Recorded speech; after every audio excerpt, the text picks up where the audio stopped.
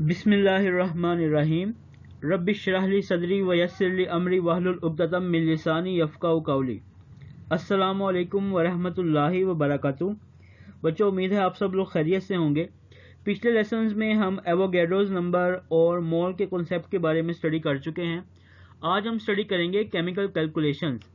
आज के टॉपिक में हमने ये सीखना है कि अगर हमें किसी चीज़ का मैस बता दिया जाए तो हम उसके अंदर नंबर ऑफ़ एटम्स या फिर नंबर ऑफ़ मॉलिक्यूल्स कैसे कैलकुलेट करेंगे, या फिर अगर हमें नंबर ऑफ़ एटम्स या फिर नंबर ऑफ़ मॉलिक्यूल्स ख़ास दे दिए जाएं तो हम उसका मैस कैसे फाइंड करेंगे।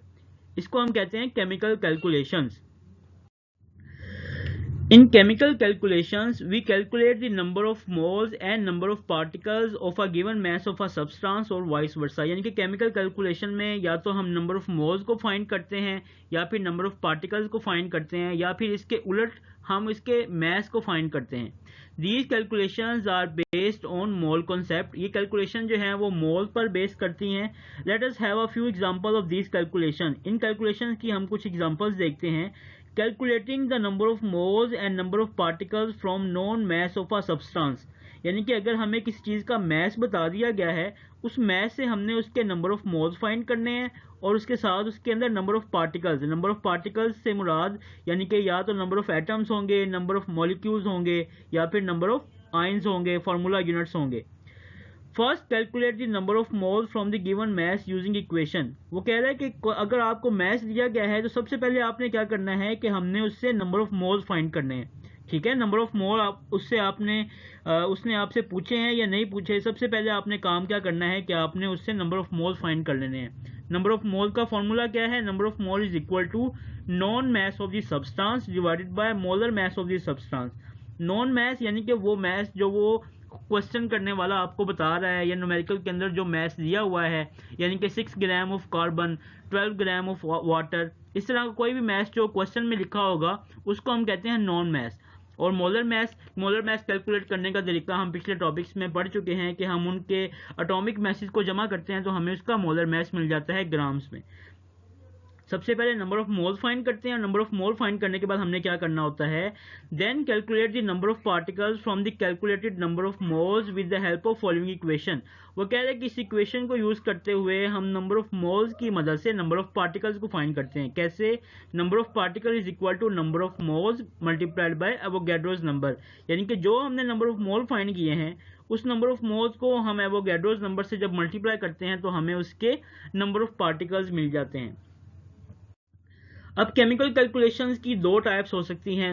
फर्स्ट वन है मोल मैस कैलकुलेशन या फिर मोल पार्टिकल कैलकुलेशन। यानी कि आपको नंबर ऑफ मोल्स दिए हुए हैं या मैस, इन दोनों में से कोई एक चीज़ दी हुई है और दूसरी चीज़ वो आपसे पूछ रहा है। और सेकंड टाइप के अंदर क्या है कि आपको नंबर ऑफ पार्टिकल्स दिए हुए हैं, यानी कि 1 लाख ऑक्सीजन एटम्स हैं तो हमने उसके मैस फाइंड करना होगा या फिर उसके नंबर ऑफ मोल्स फाइंड करने होंगे। तो ये दो तरह की कैलकुलेशंस होती हैं, उसमें एक ही तरह के फार्मूलाज इस्तेमाल होते हैं। इसको हम देख लेते हैं। In these calculations we calculate the number of moles of a substance from the known mass of a substance. वो क्या कर रहा है कि इस फर्स्ट टाइप जो कैलकुलेशन है मोल मैस कैलकुलेशन के अंदर हम क्या करते हैं कि हम नंबर ऑफ मोल्स कैलकुलेट करते हैं मैस से। यानी कि मैस दिया होगा उस चीज़ का, हमने उसके नंबर ऑफ मोल्स फाइंड करने हैं। उसके लिए फॉर्मूला क्या है? Number of moles is equal to known mass of the substance divided by molar mass of the substance. वही फॉर्मूला जो अभी हमने पहले पढ़ा कि नंबर ऑफ मोल्स किसके बराबर होते हैं? नॉन मैस को हम डिवाइड करते हैं मोलर मैस से। और जब हम नंबर ऑफ मोल्स फाइंड कर लेते हैं फिर हम क्या करते हैं, हमने उसको नंबर ऑफ मोल्स को फाइंड करके हमने उसके एवोगैड्रोस नंबर से मल्टीप्लाई करना होता है तो हमें उसके नंबर ऑफ पार्टिकल्स मिल जाते हैं। अच्छा, आगे लिखा हुआ है when we rearrange the equation to calculate mass of a substance from the number of moles. वो कह रहा है कि अगर नंबर ऑफ मोल दिए हुए हैं, वो आपसे मैस पूछ रहा है, फिर क्या करेंगे, हम इसी फॉर्मूला को रीअरेंज कर लेते हैं। कैसे रीअरेंज करते हैं कि जो मैस ऑफ द सब्सटेंस है, मोलर मैस जो है यहाँ डिवाइड हो रहा है, इस साइड पे आगे मल्टीप्लाई होगा, यानी कि नंबर ऑफ मोल्स को हम डिवाइड करेंगे अगर मोलर मैस से तो हमें उस चीज़ का मैस पता चल जाएगा। नॉन मैस हम इस तरीके से फाइंड कर सकते हैं। सेकेंड टाइप ऑफ कैलकुलेशन जो है वो है mole particle calculation. Number of mole हो हमारे पास तो हमें उसके नंबर ऑफ पार्टिकल फाइंड करने हो, या फिर नंबर ऑफ पार्टिकल्स दिए हुए हैं तो हमने उसका मैस या मोल फाइंड करना हो, तो उसका क्या तरीकाकार है? In these calculations we can calculate the number of moles of a substance from the given number of particles. वो कह रहा है इस किस्म की कैलकुलेशंस के अंदर नंबर ऑफ पार्टिकल्स आपको दिए होंगे, हमने उसके नंबर ऑफ मोल फाइंड करने होंगे। These particles are the atoms, molecule और फार्मूला यूनिट्स। पार्टिकल से मुराद यहाँ पर क्या है, या तो एटम्स होंगे या फिर मॉलिक्यूल्स होंगे या फिर फार्मूला यूनिट्स होंगे। फार्मूला क्या है इसका, the number of mole, number of मोल किसके बराबर होते हैं, गिवन नंबर ऑफ पार्टिकल्स, जो कि पार्टिकल्स की तादाद दी हुई है उसको हम डिवाइड करते हैं एवोगैड्रोस नंबर से, तो हमें उसके नंबर ऑफ मोल पता चल जाते हैं। यानी कि गिवन नंबर ऑफ मोल्स को हम एवोगैड्रोस नंबर से डिवाइड करते हैं। यहाँ पर एवोगैड्रोस नंबर की वैल्यू लिख दी गई है। On rearranging the above equation we get, वो कह रहा है कि अगर इसी इक्वेशन को हम रीअरेंज करें, यानी कि हमारे पास हमने नंबर ऑफ पार्टिकल फाइंड करने हों और नंबर ऑफ मोल्स दिए हुए हों, तो फिर हम क्या करते हैं, number of particle is equal to number of moles divided by Avogadro's number. ठीक है, तो इस तरीके से हम इस फार्मूलाज को यूज करके नंबर ऑफ मोल्स या नंबर ऑफ पार्टिकल्स फाइंड कर लेते हैं। बेसिकली आपने ये वाला फार्मूला और ये फार्मूला, ये दो फार्मूला याद रखने हैं तो आप इजीली न्यूमेरिकल्स को सॉल्व कर सकेंगे। अब इस टॉपिक की समरी हम देख लेते हैं। अगर किसी भी न्यूमेरिकल के अंदर आपको नंबर ऑफ मोल्स दिए हुए हैं, तो उस नंबर ऑफ मोल्स की मदद से आपने या तो उसका मैथ फाइंड करना होगा या फिर आपने उसके नंबर ऑफ पार्टिकल्स फाइंड करने होंगे। ठीक है, तो मैथ्स फाइंड करने का तरीकाकार क्या है, मैथ्स के वर्ड से आपने याद रख लेना है कि मैथ्स का जब भी वर्ड आएगा आपने मोल को मोलर मैथ से मल्टीप्लाई करना है, और नंबर से आपने याद रखना है। अगर आपको वो नंबर ऑफ एटम कह रहा है, नंबर ऑफ मॉलिक्यूल्स कह रहा है, तो आपने सबसे पहले क्या करना होगा, नंबर ऑफ मोल्स को आपने एवोगैड्रोस नंबर से मल्टीप्लाई कर देना। ठीक है, एक ही नंबर आपको याद है एवोगैड्रोस नंबर, तो आपने उसको नंबर ऑफ मोल्स को जब हम एवोगैड्रोस नंबर से मल्टीप्लाई करेंगे तो हमें उसके नंबर ऑफ पार्टिकल्स मिल जाएंगे। इसके ऑपोजिटली अगर आपको नंबर ऑफ पार्टिकल्स दिए हुए हैं क्वेश्चन के अंदर, वो आपसे पूछ रहा है कि इसका मैथ बताओ या फिर इसके नंबर ऑफ मोल्स बताओ, तो फिर हम क्या करेंगे, आपने नंबर ऑफ पार्टिकल्स को एवोगैड्रोस नंबर से डिवाइड कर देना है। ठीक है, नंबर ऑफ पार्टिकल्स को एवोगैड्रोस नंबर से डिवाइड करेंगे तो हमें उसके नंबर ऑफ मोल्स मिल जाएंगे।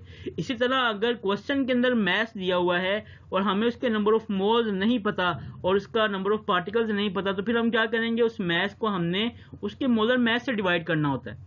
ठीक है, मैथ को जब मोलर मैथ से डिवाइड करेंगे तो हमें इसके नंबर ऑफ मोल्स मिल जाएंगे और फिर नंबर ऑफ मोल्स की मदद से हम आगे उसके नंबर ऑफ पार्टिकल्स वगैरह फाइंड कर सकते हैं।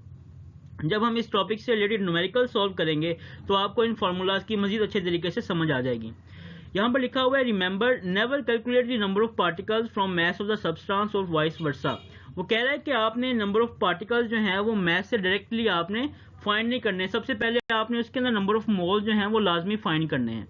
ठीक है, always make calculation through moles. Number of moles अगर आपको क्वेश्चन में बताए हुए हैं तो ठीक है, अगर क्वेश्चन में नहीं बताए हुए तो सबसे पहले आपने उसके अंदर नंबर ऑफ मोल्स फाइंड करने होते हैं। सेकंड, वो क्या कह रहा है, for the calculation of number of atoms in molecular compounds and the number of ions in ionic compounds, first calculate the number of molecules और formula units and then calculate the number of atoms और ions. वो कह रहा है कि अगर आपको दिया हुआ है किसी H2O, वो कह रहा है कि वाटर के अंदर आपने नंबर ऑफ एटम्स फाइंड करने हैं, तो ये जो फार्मूला हमने यहाँ पर लिखा हुआ है, तो इस फार्मूला से हमें उसके नंबर ऑफ मॉलिक्यूल्स मिलेंगे, नंबर ऑफ एटम्स नहीं मिलेंगे। तो सबसे पहले हमने इस फार्मूला को यूज करते हुए उसके नंबर ऑफ मॉलिक्यूल फाइंड कर लेंगे, और फिर आपको पता है कि एक वाटर के अंदर 3 एटम्स होते हैं, तो हम उसको जो नंबर ऑफ मॉलिक्यूल्स आए उसको 3 से मल्टीप्लाई करेंगे तो हमें उसके नंबर ऑफ एटम्स मिल जाएंगे।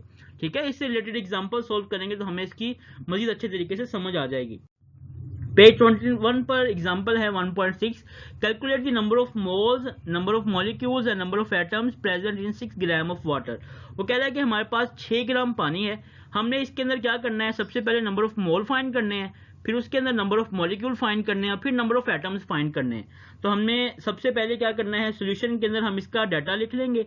नॉन मैस क्या है इसका 6 ग्राम, और मोलर मैस वाटर का क्या होता है, मोलर मैस होता है 18 ग्राम, यानी कि हाइड्रोजन का 2 प्लस ऑक्सीजन के 16, इनको आपस में प्लस करते हैं तो 18 आंसर आता है। ग्राम में रिप्रेजेंट करेंगे तो वो मोलर मैस होगा।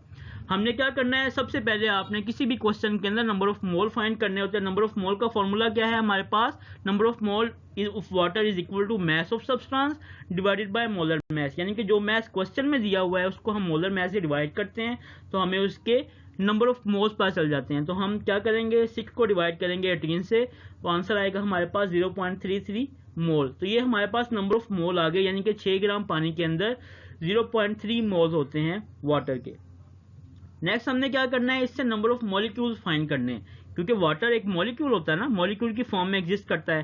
तो हम सबसे पहले फॉर्मूला यूज करते हुए इसके नंबर ऑफ मॉलिक्यूल फाइंड करेंगे। नंबर ऑफ मॉलिक्यूल का फॉर्मूला क्या है, मैंने बताया था कि जब भी नंबर का जिक्र आएगा तो आपने उसको सिंपली नंबर ऑफ मोल्स को हमने एवोगैड्रो नंबर से मल्टीप्लाई करना होता है। तो फॉर्मूला हम लिखेंगे number of mole is equal to number of molecule is equal to number of moles divided by Avogadro's number.